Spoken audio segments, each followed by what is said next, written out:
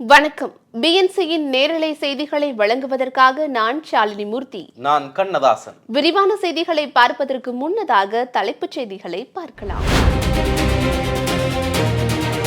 பாரதியாரின் கவிதைகள் துணிவை தூண்டின.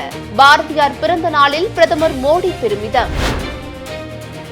234 தொகுதிகளுக்கும் தாவேக உத்தேச வேட்பாளர் பட்டியல். நேர்காணல் நடத்த தயாராகும் விஜய்.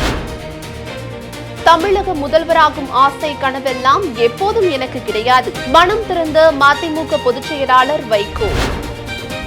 சென்னையில் புதிய உச்சத்தை எட்டிய வெள்ளியின் விலை. 1 கிலோ வெள்ளியின் விலை 2,09,000 ரூபாய்க்கு விற்பனை. தாவேகாவில் இருந்து விலகி திமுகவில் இணைந்த விஜயின் மேனேஜர் செல்வகுமார். நிலவு ஒரு நாள் அமாவாசையாகும், சூரியன் என்றைக்கும் பிரகாசிக்கும் என விமர்சனம். திமுக ஆட்சியில் எத்தனை பள்ளி கட்டிடங்கள் கட்டப்பட்டது? பாஜக தேசிய செயற்குழு உறுப்பினர் அண்ணாமலை கேள்வி. திமுக ஆட்சியில் அழிவின் விளிம்பில் இருக்கும் மருத்துவமனைகள். தமிழக பாஜக தலைவர் நயினார் நாகேந்திரன் குற்றச்சாட்டு. விஜயை முதலமைச்சராக ஏற்பவர்களுடன் கூட்டணி அமைக்கப்படும். தாவேக மாவட்ட செயலாளர்கள் கூட்டத்தில் தீர்மானம். நாடாளுமன்றத்தில் இ சிகரெட் பிடித்தால் கடும் நடவடிக்கை. சபாநாயகர் ஓம் பிர்லா எச்சரிக்கை. சட்டசபை தேர்தலுக்கு தயாராகும் பாமக தலைவர் அன்புமணி டிசம்பர் 14ஆம் தேதி முதல் விருப்ப மனு விநியோகம். இனி வருவது விரிவான செய்திகள்.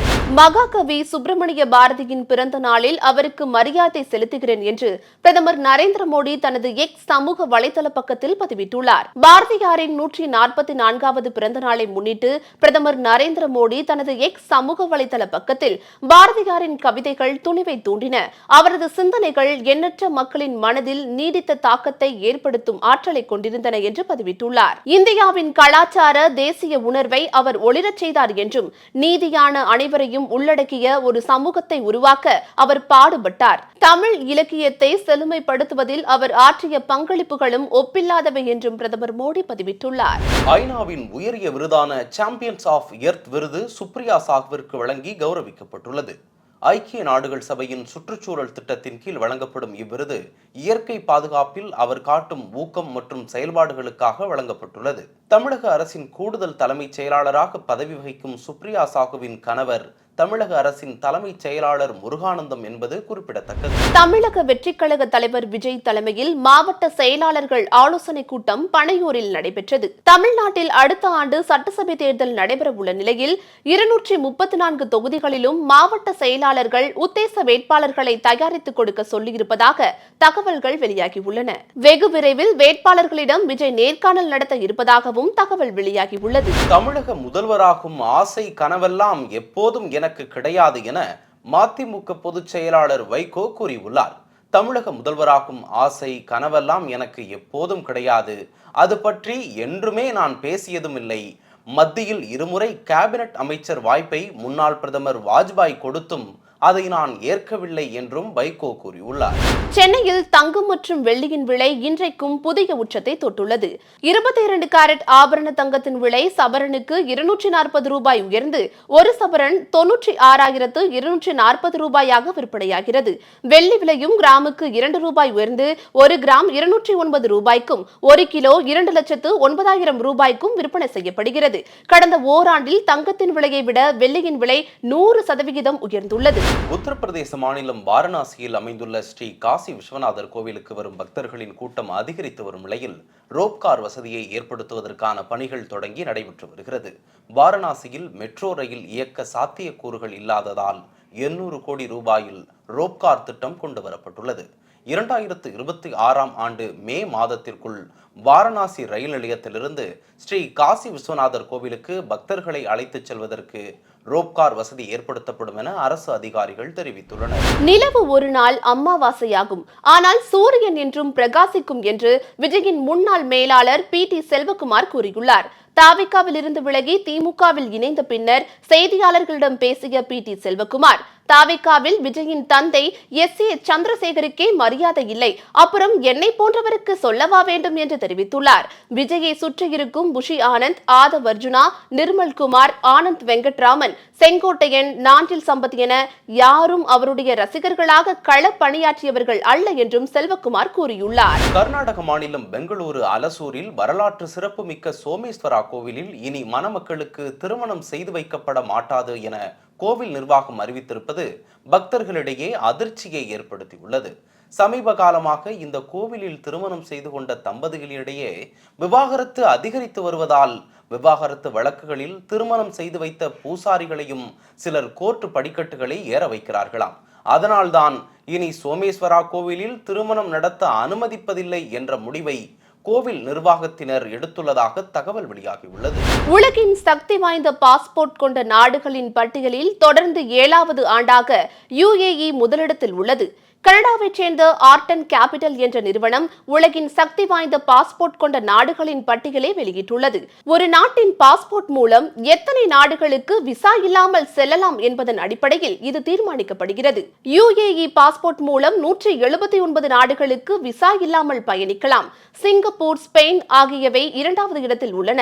இந்த பட்டியலில் இந்தியா 67வது இடத்தில் உள்ளது. தாய்லாந்தில் மனித ரத்தத்தின் ரகசியங்களை ஆராயும் விஞ்ஞானிகள் உலகின் 3 பேருக்கு மட்டுமே அரிதிலும் அரிதான இரத்த வகை இருப்பதை கண்டுபிடித்துள்ளனர். உலக மக்கள் தொகையில் 7% மட்டுமே O நெகட்டிவ் இரத்த வகை காணப்படுகிறது. உலகளாவிய நன்கொடையாளர் என்றும் இது அழைக்கப்படுகிறது. தங்க ரத்தம் என்று சொல்லப்படும் RH0 என்ற இரத்த வகை உலகில் 50 பேருக்கு மட்டுமே உள்ளது. இதில் எந்த ஆன்டிஜன்களும் இல்லாததால் அரிதாக பார்க்கப்படுகிறது. ஐரோப்பிய நாடான பிரான்சின் குவாடலூப் தீவைச் சேர்ந்த பெண் ஒருவருக்கு குவாடா நெகட்டிவ் என்ற அரிய வகை ரத்தம் கண்டுபிடிக்கப்பட்டது. கர்நாடகாவின் கோலாரில் 38 வயதுடைய ஒரு பெண்ணிற்கு கிரிப் என்ற மிகவும் அரிதான இரத்த வகை இருப்பது இந்த ஆண்டு துவக்கத்தில் கண்டறியப்பட்டுள்ளது. ஆட்சிக்கு வந்தவுடன் 10,000 பள்ளிகளுக்கு புதிய கட்டடம் கட்டிக் கொடுப்போம் என்று பொய்யான வாக்குறுதி கொடுத்த திமுக ஆட்சி முடிய போகும் தருணத்திலும் கூட எந்த மாவட்டத்தில் எத்தனை பள்ளிகளுக்கு கட்டடங்கள் கட்டியுள்ளார்கள் என்பதை கூற மறுத்து வருகிறார்கள் என பாஜக மாநில தலைவர் அண்ணாமலை குற்றம் சாட்டியுள்ளார். இது தொடர்பாக அவர் வெளியிட்டுள்ள அறிக்கையில், திமுக அரசு உண்மையில் அரசு பள்ளிகளுக்கு அடிப்படை வசதிகள் கூட செய்து கொடுப்பதில்லை என்பதை பள்ளி கல்வித்துறை அமைச்சரின் சொந்த மாவட்டம் உட்பட தமிழகம் முழுவதும் உள்ள அரசு பள்ளிகளின் நிலையை பார்த்தால் புரிந்து கொள்ளலாம் என்று குற்றம் சாட்டியுள்ளார். 5 அறிவு உள்ள அணிலுக்கெல்லாம் பாவம் பார்த்து அதை காப்பாற்றும் சுகாதாரத்துறை அமைச்சர் மா சுப்பிரமணியன் கண்களுக்கு 6 அறிவு கொண்ட அப்பாவி பொதுமக்கள் திமுக ஆட்சியில் படும் துன்பங்கள் தெரியவில்லையா என தமிழக பாஜக தலைவர் நயினார் நாகேந்திரன் கூறியுள்ளார். அவர் வெளியிட்டுள்ள அறிக்கையில், திமுக ஆட்சியில் அழிவின் விளிம்பில் இருக்கும் மருத்துவத்துறையின் அவலங்களை மூடி மறைப்பதாக குற்றம் சாட்டியுள்ளார். உலகம் போற்றும் மருத்துவ கட்டமைப்பை கொண்டுள்ளது என திராவிட மாடல் வாய் கூசாமல் வெற்றுப்பெருமை பேசும் உடன்பிறப்புகளோ அவர்களின் தலைவர்களோ அடிபட்டால் அரசு மருத்துவமனையை நாடுவார்களா என்றும் நயினார் நாகேந்திரன் கேள்வி எழுப்பியுள்ளார். தமிழக வெற்றிக் கழகம் சார்பில் கூட்டணி பேச்சுவார்த்தை குழு அமைத்து தலைவர் விஜய் உத்தரவிட்டுள்ளதாக தகவல்கள் வெளியாகியுள்ளன. மாவட்ட செயலாளர்களுடனான ஆலோசனைக்கு பிறகு கூட்டணி குறித்து இறுதி முடிவெடுக்க தாவிக தலைவர் விஜய்க்கு முழு அதிகாரம் அளிக்கப்பட்டுள்ளது. விஜயை முதலமைச்சராக ஏற்பவர்களுடன் கூட்டணி அமைக்கப்படும் எனவும் தீர்மானம் நிறைவேற்றப்பட்டுள்ளது. சூப்பர் ஸ்டார் ரஜினிகாந்தின் 75வது பிறந்த நாளை முன்னிட்டு டிசம்பர் 12ஆம் தேதி படையப்பா திரைப்படம் ரிலீஸ் செய்யப்படுகிறது. படையப்பா திரைப்படத்திற்கு 30 லட்சம் ரூபாய் மதிப்பிலான டிக்கெட்டுகள் முன்பதிவாக இருப்பதாக தகவல்கள் வெளியாகியுள்ளது. 1999ஆம் ஆண்டு வெளியான படையப்பா படத்தில் சிவாஜி, நடிகை சௌந்தர்யா, ரம்யா கிருஷ்ணன், நாசர், செந்தில், ரமேஷ் கண்ணா, பிரீதா, விஜயகுமார் உள்ளிட்ட பலர் நடித்திருந்தனர். லோக்சபா வளாகத்திற்குள் தடை செய்யப்பட்ட சிகரெட்டை திரிணாமுல் காங்கிரஸ் கட்சியின் எம்பி ஒருவர் புகைப்பதாக பாஜக எம்பி அனுராக் தாக்கூர் குற்றம் சாட்டியுள்ளார். இந்த செயல்பாடு பார்லிமெண்ட் ஒழுக்கத்தையும் தேசிய சட்டத்தையும் மீறுவதாகும் என குற்றம் சாட்டிய போது லோக்சபாவில் கடும் அமளி ஏற்பட்டது. இதனையடுத்து பேசிய சபாநாயகர் ஓம் பிர்லா, நாடாளுமன்ற வளாகத்திற்குள் புகைப்பதற்கு அனுமதி ஏதும் வழங்கப்படவில்லை என்றும் குற்றச்சாட்டு உறுதி செய்யப்பட்டால் கடும் நடவடிக்கை எடுப்பேன் என்றும் கூறினார். நடத்தை விதிகள் அனைத்து எம்பிக்களுக்கும் ஒரே மாதிரி பொருந்தும் எனவும் ஓம் பிர்லா தெரிவித்துள்ளார். தமிழக சட்டசபை தேர்தலில் போட்டியிட பாமக தரப்பில் டிசம்பர் 14ஆம் தேதி முதல் விருப்பமனு விநியோகிக்கப்படும் அளிக்கப்படும் என பாமக தலைவர் அன்புமணி அறிவித்துள்ளார். டிசம்பர் 20ஆம் தேதி வரை விருப்ப மனுக்களை பாமகவினர் பெற்றுக்கொள்ளலாம் என்று கூறியுள்ள அன்புமணி, பூர்த்தி செய்த விண்ணப்பங்களை பனையூர் அலுவலகத்தில் சமர்ப்பிக்கலாம் என்றும் அறிவித்துள்ளார். பாமக நிறுவனர் ராமதாஸ் மற்றும் அன்புமணி இடையே மோதல் போக்கு நீடிக்கும் நிலையில் விருப்ப மனு குறித்த அறிவிப்பு வெளியிட்டுள்ளார் டாக்டர் ராமதாஸ்.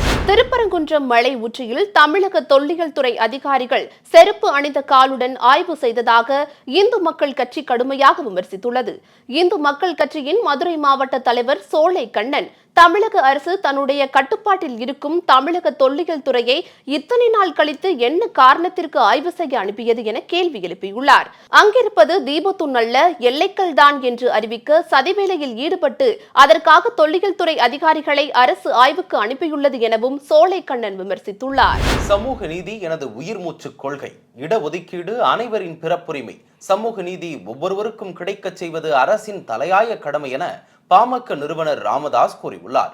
சாதிவாரி மக்கள் தொகை கணக்கெடுப்பு நடத்த வேண்டியும், வன்னியர்களுக்கு 10.5% இடஒதுக்கீடு சட்டத்தை உடனடியாக நடைமுறைப்படுத்த வேண்டியும், அனைத்து சாதி மக்களுக்கும் உரிய இடஒதுக்கீடு வழங்க வேண்டியும் வலியுறுத்தி பாட்டாளி மக்கள் கட்சியின் சார்பில் டிசம்பர் 12ஆம் தேதி மாபெரும் ஆர்ப்பாட்ட அறப்போராட்டம் நடத்தப்பட உள்ளதாக கூறியுள்ளார்.